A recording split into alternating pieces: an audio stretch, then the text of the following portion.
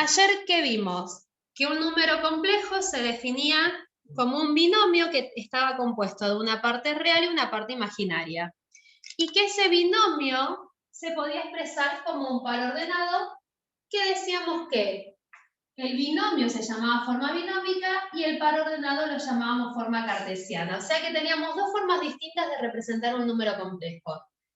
Ese número complejo, por ser un par ordenado, se podía representar en el eje de coordenadas. Pero nuestros nuevos ejes de coordenadas ahora tenían un eje que íbamos a llamar real y un eje imaginario.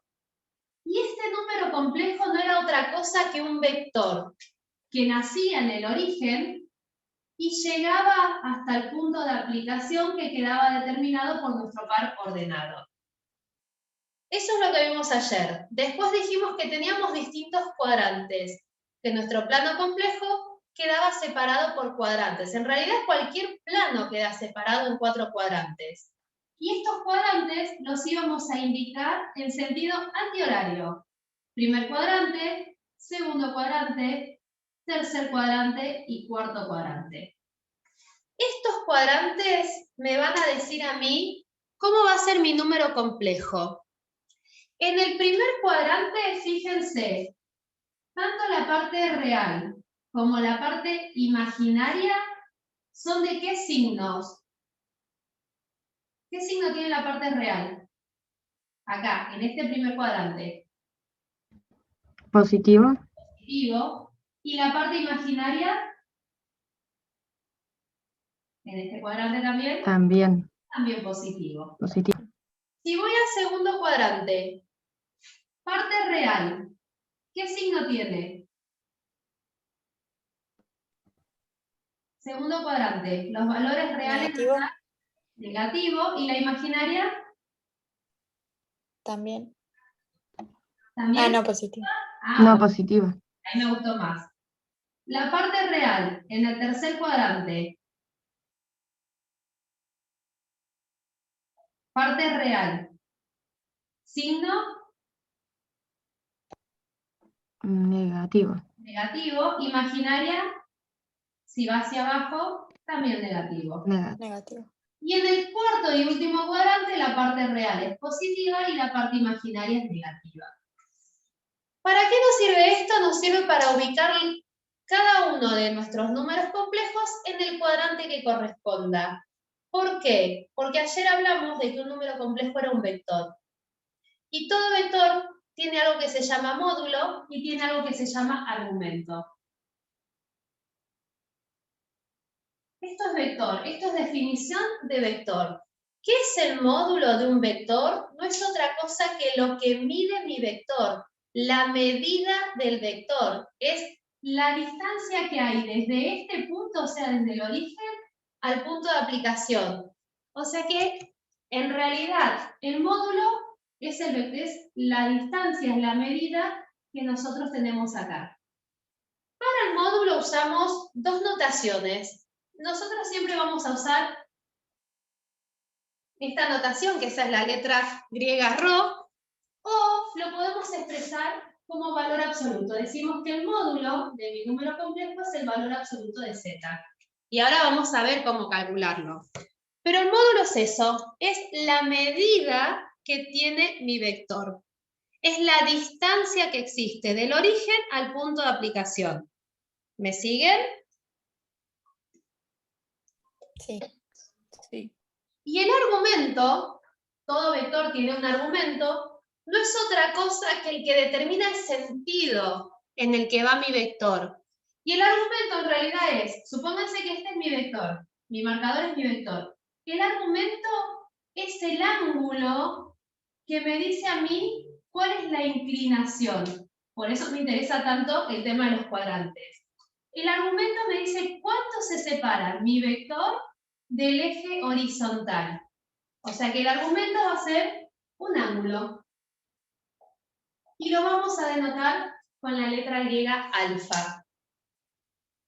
El tema es cómo vamos a calcular el módulo y cómo vamos a calcular el argumento. Esto pasa en absolutamente todos los vectores.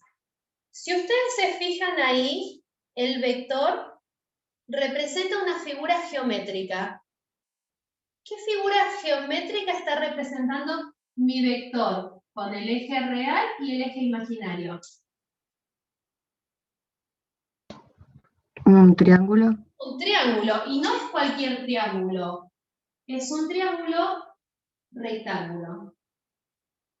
Donde este cateto tiene una medida específica que yo la estoy viendo, que es la distancia que hay de 0 hasta la componente real, que vale A.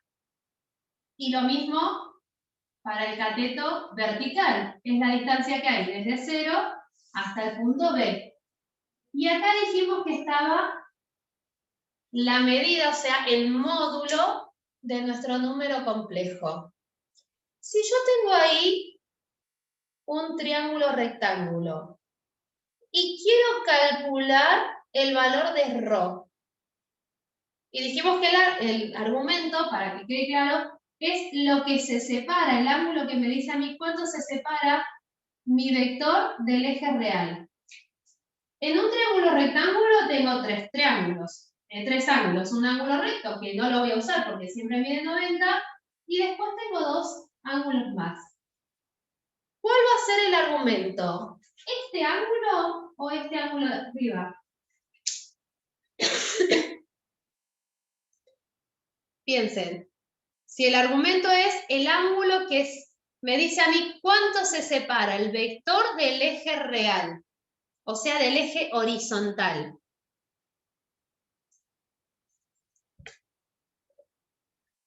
El ángulo de abajo. ¿Cómo? El ángulo de abajo. El ángulo de abajo, o sea que este va a ser alfa. Perfecto. Tengo todo lo que quiero, pero me faltan fórmulas para calcular valores numéricos. Esto es un triángulo rectángulo. Triángulo rectángulo. En un triángulo rectángulo cualquiera, olvídense los nombres. Esto lo llamo B, cateto A, cateto B. ¿Cómo se llamaba el lado más largo de un triángulo rectángulo? Tenía un nombre Hipotenusa. Hipotenusa. Y ustedes saben que para calcular la hipotenusa hay un teorema recontra conocido. ¿Cuál es? El de Pitágoras. Teorema de Pitágoras. ¿Qué me decía Pitágoras? Voy a borrarlo de los cuadrantes. Pitágoras me decía que la hipotenusa al cuadrado es igual a la suma de los cuadrados de los catetos. Por consiguiente, la hipotenusa no es otra cosa que la raíz de a cuadrado más b cuadrado. Si esto estaba al cuadrado y yo pasaba la raíz, sabíamos que siempre aparecía el más menos. No tomamos el más menos, ¿por qué? Porque estamos hablando de una figura geométrica.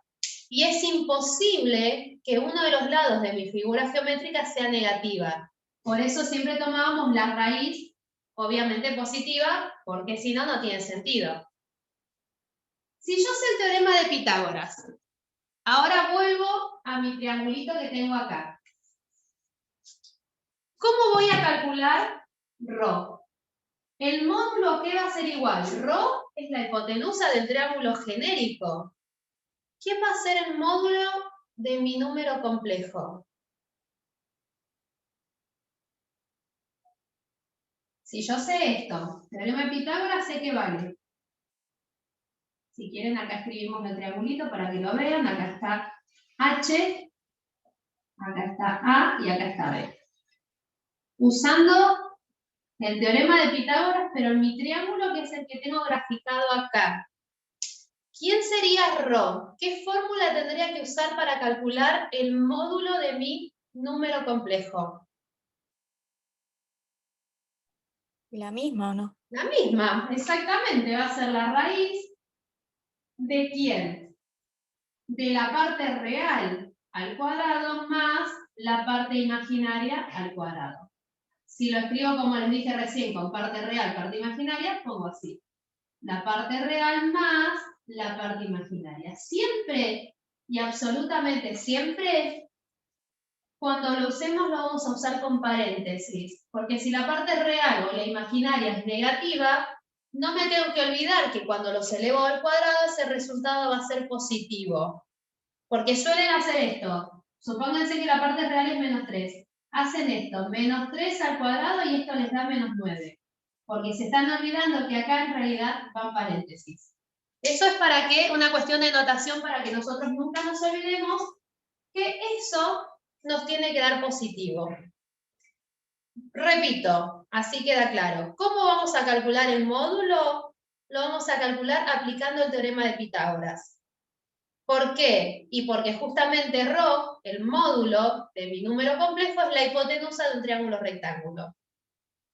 ¿Dudas hasta acá? No. Bien. Yo ahora quiero calcular alfa. Y eso es un triángulo rectángulo.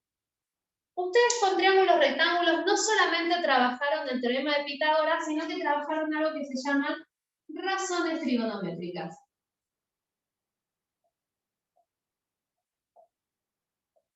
Tres razones trigonométricas trabajaron y usaron calculadora: seno, coseno y tangente. Seno, coseno y tangente. Yo voy a escribir acá y después vemos lo que usamos. Acuérdense que mis datos son A y B. Quiero calcular el seno de alfa, el coseno y la tangente. Voy a ver con cuál de los tres me quedo. ¿Cómo calculábamos el seno de un ángulo? ¿Se acuerdan la formulita?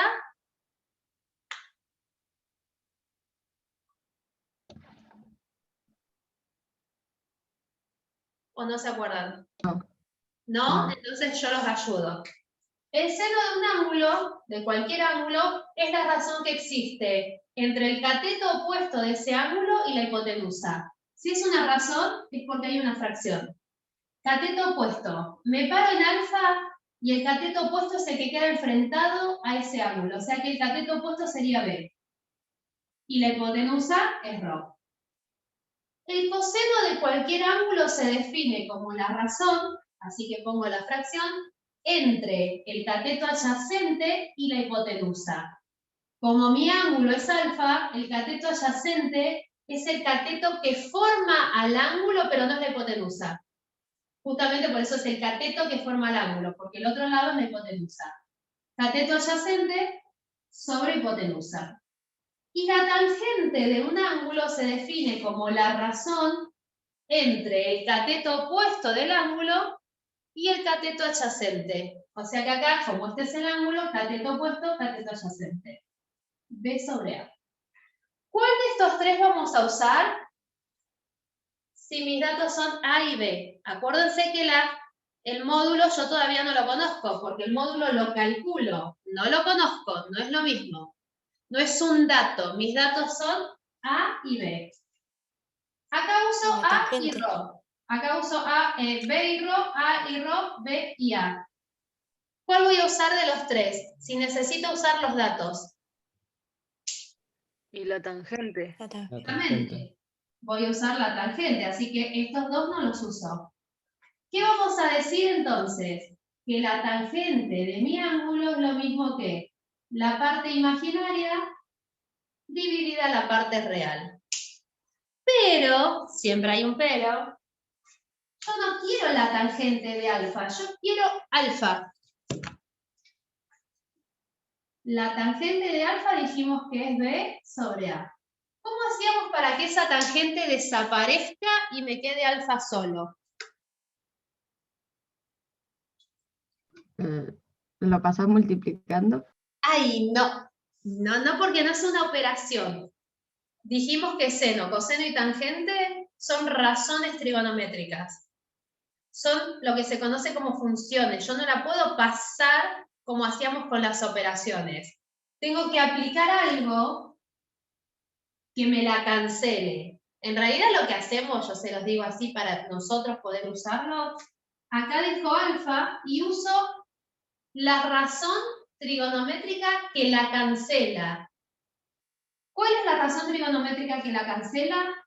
El arco tangente, que en la calculadora no es otra cosa que shift tangente. Shift es el botoncito, se los muestro ahí, es el botoncito que tengo en el margen superior izquierdo. Acuérdense que mi calculadora me está mostrando invertida la imagen. El botoncito que tengo en el margen superior izquierdo es el Shift. Toco Shift, Shift, Shift y tangente. Y fíjense, no sé si lo alcanzan a ver que dice tangente a la -1. Ese tangente a la -1 representa el arco tangente, porque la calculadora por suerte me lo hace. Así que en realidad el argumento lo vamos a calcular ¿de qué manera? Como el arco tangente de la parte imaginaria dividida en la parte real. ¿Cómo vamos hasta acá? Igual ahora vamos a hacer un ejemplo. ¿Vamos bien hasta acá?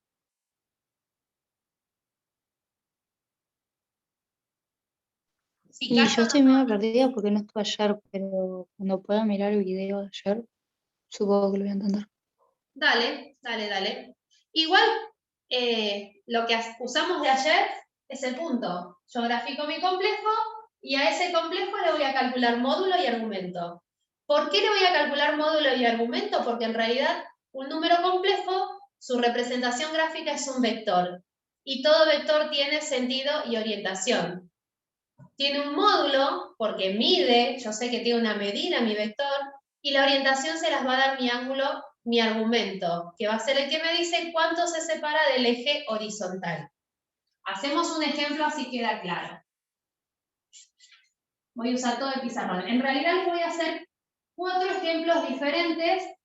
¿Por qué? Por lo que dijimos recién, de que depende el cuadrante en el que esté, depende el signo de la parte real y de la parte imaginaria, es el cuadrante en el que nos va a quedar determinado nuestro número complejo. Primer ejemplo. Z igual a 2 más 5i. Para que nos quede claro y no nos confundamos nunca. Parte real de Z y parte imaginaria. Parte real de Z. ¿Cuánto vale la parte real de mi número complejo? 2. ¿Y cuánto vale la parte imaginaria? 5. Perfecto. Esto representa A y esto representa B. Distintas notaciones para decir exactamente lo mismo. Lo voy a graficar. Ustedes lo hacen con regla y lo hacen divino. Acá tengo parte real, parte imaginaria. Siempre indico primero los ejes. Marco el 2 y marco el 5. 1, 2, 3, 4, 5.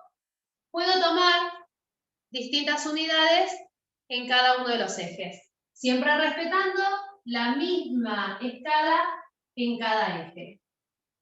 Marcamos nuestro punto de aplicación y ahora ¿cómo lo representábamos? Desde el origen, con la regla, marco mi segmento súper chueco que va del origen al punto de aplicación. ¿Qué le vamos a hacer? Vamos a calcular el módulo. ¿Qué dijimos? Que el módulo era la raíz de la parte real al cuadrado más la parte imaginaria al cuadrado. Reemplazo valores. Mi módulo es la raíz de ¿quién? Parte real, o sea 2 al cuadrado más parte imaginaria, o sea 5 al cuadrado.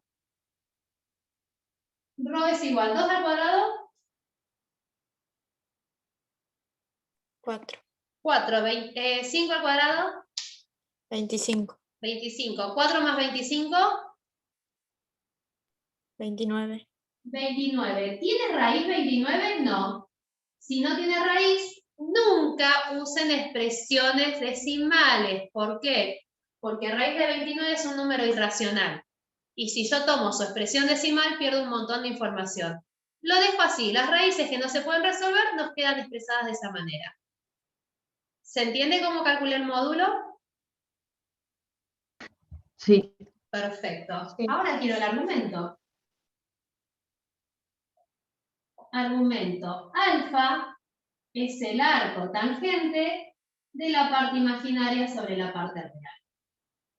O sea que alfa es el arco tangente, reemplazo mis valores. Parte imaginaria, 5, sobre parte real, 2. Agarro la calculadora y ¿cómo lo escribo? Vamos a ver si se ve ahí. Pongo Shift, tangente, como quiero 5 medios, abro paréntesis. 5 medios, cierro paréntesis y pongo el igual. Solamente vamos a trabajar con los grados. No me interesa perder información acá en un ángulo porque da casi lo mismo 68 grados que 68 grados 19 minutos. No pierdo mucha información. Sí me pasa todo lo contrario con el número irracional. Tomo los dos primeros, la parte entera. El resultado que me da, tomo solamente la parte entera, es decir, el 68. Y no me olvido de indicar la unidad. ¿Por qué? Porque alfa es un ángulo. Los ángulos para nosotros por ahora se van a medir en grados. Después veremos que hay otra forma. Y acá encontré el argumento. ¿Quién es? Este que está acá. Acá tengo 68 grados y acá tengo raíz de 29. Obviamente esos valores en las gráficas no los ponemos, pero es para que vean cómo los escribo. Esto está perfecto, la calculadora nunca se equivoca cuando mi número complejo es del primer cuadrante. Si ambos son positivos, la parte real y la parte imaginaria, el resultado nos va a quedar en el primer cuadrante. ¿Cómo voy hasta acá? Bien. Bien. Vamos a hacer ahora otro ejemplo, pero yo no quiero que esté ahora en el primer cuadrante. Lo quiero en el segundo. Así que lo que voy a hacer es acá le voy a poner un menos 2. ¿Y qué nos va a cambiar? Nuestro complejo va a estar escrito para este lado, de menos 2 hasta 5. Parte real y parte imaginaria. Parte real, en este caso, es menos 2, parte imaginaria, 5. ¿Cómo calculo el módulo? Y el módulo no me cambia, es la raíz de ¿quién? De mi parte real. Uso paréntesis para no olvidarme e indicar el signo, más la parte imaginaria. ¿Qué resuelvo primero? Resuelvo primero las potencias y después las sumas. Menos 2 al cuadrado. 4. 4. 5 al cuadrado dijimos 25, 4 más 5, 29. Fíjense que nos dio exactamente el mismo módulo. ¿Por qué? Y porque los valores absolutos de los elementos son los mismos. Ahora, ¿qué nos va a pasar con el argumento? Esto es el arco tangente de 5 sobre menos 2. Lo mismo, agarro la calculadora, Shift, tangente, paréntesis, 5 sobre menos 2. ¿Ven ahí que dice, no sé si lo alcanzan a ver, que dice menos 68 grados? Esto me dio menos 68 grados. Y hay algo que no me está cerrando a mí, porque los ángulos yo sé que van desde 0 a 360 y ahí tengo el giro. Y después voy a tener distintos giros, porque mis ángulos siempre se miden en este sentido y arrancan en 0 grados hasta 360 grados. Así que ángulos negativos no existen. Lo único que sé es que este nuevo complejo está en el segundo cuadrante. ¿Qué vamos a tener que hacer? Y no nos va a quedar otra que determinar los ángulos que tengo en cada cuadrante. La calculadora solamente me da ángulos del primer cuadrante. No me toma nunca los ángulos de los otros cuadrantes. Entonces empiezo. En el primer cuadrante tengo ángulos entre 0 y 90 grados. En el segundo cuadrante mis ángulos van de 90 hasta 180. En el tercer cuadrante, ¿dónde empiezo? En 180. ¿Y dónde termina? ¿Hasta dónde llega si voy aumentando de a 90 grados? 270. 270, perfecto. Y en el tercer cuadrante estoy entre 270 y 360 grados. No me queda otra que a este menos 68 grados, transformarlo en un ángulo que mida entre 90 y 180.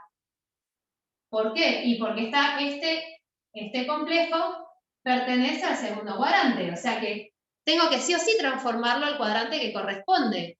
Sí o sí necesito que me quede más grande que 90 y más chico que 180. ¿Qué es lo que hago?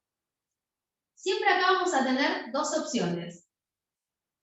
Si el resultado que obtuve es negativo, al valor más grande del cuadrante, obviamente el cuadrante al que corresponde mi número complejo, al valor más grande lo resto con ese número.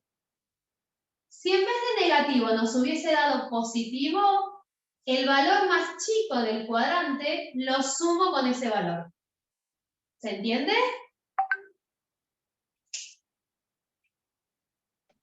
Sí. Bien. Bueno, y a esto resolvámoslo. ¿Cuánto nos da 180? No entendí, me perdí con eso de se suma o se resta. De nuevo. Yo me voy a fijar en el signo que me dio. Porque si esto no está en el primer cuadrante, tengo que sí o sí pasarlo de cuadrante. Así que me tiene que quedar bien claro cómo pasar de cuadrante. Si esto es negativo, vamos a poner, si es menos, es valor máximo menos S alfa. Si es positivo, es valor mínimo más S alfa. Como esto era del segundo cuadrante, nuestro valor máximo en este caso era 180 y nuestro valor mínimo era 90. Como esto nos dio menos 68, que bien que estoy, menos 68 tomo el valor máximo. 180 menos 68. Y el ángulo que me termina quedando, ese 112, es el valor de mi argumento, es el valor del ángulo que estaba buscando. Fíjate que este ángulo sí está entre 90 y 180. Este menos 68 no, porque encima me dio negativo. Si me hubiese dado 68 positivo, tampoco es un ángulo del segundo cuadrante, porque no está entre 90 y 180. ¿Se entiende ahora un poco mejor? Sí, sí, ahora sí. Bien. Y esto nos sirve a nosotros ¿para qué? Para escribir de otras dos formas distintas nuestros números complejos, que nada más se los dejo escrito para que sepan. Es una que se llama forma polar y otra que se llama forma trigonométrica. Igual ahora hacemos un ejemplo más para ver cómo se pasa de cuadrante. La forma polar me dice que escribo el módulo, escribo el par ordenado formado entre el módulo y el argumento. Y la trigonométrica, escribo el módulo por la suma entre el coseno del argumento e i veces el seno del argumento. Son formas de escribir. No se preocupen que nosotros lo único que hacemos es calculamos módulo argumento, lo representamos así o así. Y hay otra forma que se usa mucho en electricidad para escribir la forma polar, que es ρ sub alfa. Nosotros por lo general lo vamos a usar como par ordenado. Pero es para que sepan que hay otras dos formas para escribirlo. Si usara el ejemplo, a mí me quedaría mi complejo, me quedaría escrito como raíz de 29, punto y coma, el argumento. ¿Pero qué argumento? El que pasé de cuadrante. Y si no, si quiero la forma trigonométrica, sería raíz de 29 por coseno de 112 más y seno de 112. ¿Se entiende más o menos? Es otra forma de escribir el complejo.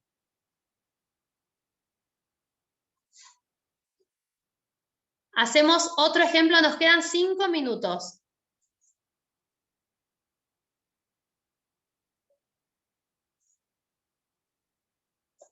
¿O no quieren otro ejemplo? Me falta gente. Sí, otro ejemplo. Faltan 2 chicos que se tienen que haber unido más tarde. Ahora voy a hacer casi lo mismo, pero te voy a cambiar el signo al 5. O sea que esto va a ser menos y esto va a estar en el tercer cuadrante. Porque va a estar acá. O sea que es lo mismo. Fíjense que el módulo nos queda tal cual, porque esto es menos 2 al cuadrado más menos 5 al cuadrado. No me olvido que los signos de mi parte real y mi parte imaginaria quedan dentro de los paréntesis y cuando se elevan al cuadrado da positivo. Así que este nos da lo mismo, raíz de 29. Ahora viene el tema del ángulo. Arco tangente de menos 5 sobre menos 2. Este valor cuando lo resolvamos con la calculadora nos va a dar 68 positivo. Y acá está el problema. Ese 68 es un ángulo del primer cuadrante, pero si yo me fijo, acá tengo un complejo del tercer cuadrante, así que no puedo tener ese 68. Tengo que pasarlo de cuadrante. Como estoy en el tercer cuadrante, necesito un ángulo entre 180 y 270. Lo mismo que dijimos recién. Si obtuve un resultado positivo, valor más chico más ese resultado. Si obtuve un resultado negativo, valor más grande menos ese resultado. ¿Qué obtuve? ¿Positivo o negativo?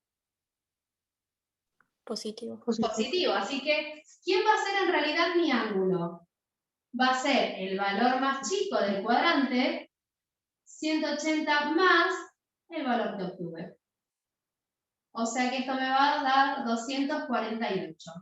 Pregunto, 248, ¿es un ángulo que está entre 180 y 270? Y sí, ahora sí tengo un ángulo que pertenece al tercer cuadrante. ¿Cómo escribo mi complejo en forma polar? Y raíz de 29, punto y coma, 248. O raíz de 29 por coseno de 248 más y seno de 248. O, como lo tengo escrito arriba, como menos 2 menos 5i, o, como para ordenado, menos 2 punto y coma menos 5. Eso es todo. Y lo mismo si estuviera en el cuarto cuadrante. Si me da negativo, al valor más grande les resto lo que me dio el ángulo que encontré. ¿Se entendió?